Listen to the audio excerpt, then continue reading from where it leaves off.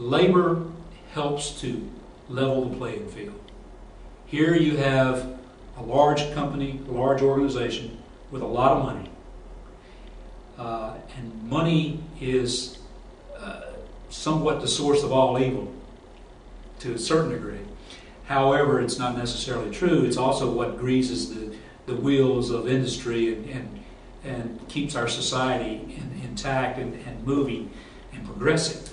But you also have individual workers over here that they need an avenue of collectively gathering to be able to go head-to-head, toe-to-toe with management, business management, who have a lot of resources to draw upon, more so than the small individual out here who just works from day to day, earning a paycheck and trying to maintain his livelihood and his family responsibilities. Yeah. And they should have a free choice. They should have a free choice as far as collective bargaining, leveling the playing field, and let's keep the balance of power between the two parties. I've thought that one of the attractions of illegal workers is that it's not like they can go and complain if they're not getting minimum wage, if they're working in unsafe conditions.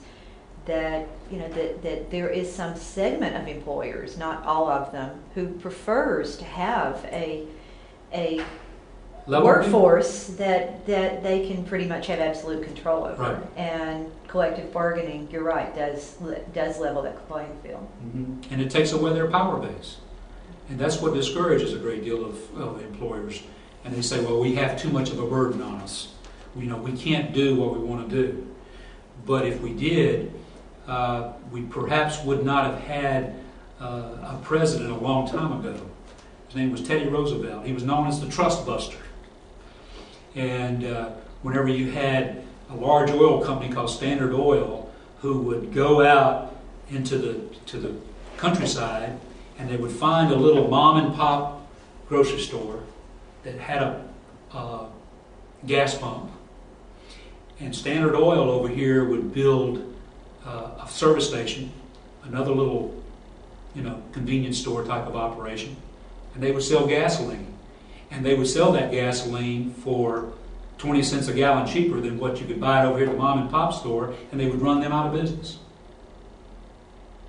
They would just completely run them out of business. And there was nothing but a trust that was set up. And we had a president that came along, and he was known as the Trust Buster, and he busted these types of activities up because it was unfair.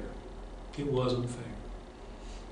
And we have a lot of that through deregulation has come about and brought us to the point that we're at today, I do believe.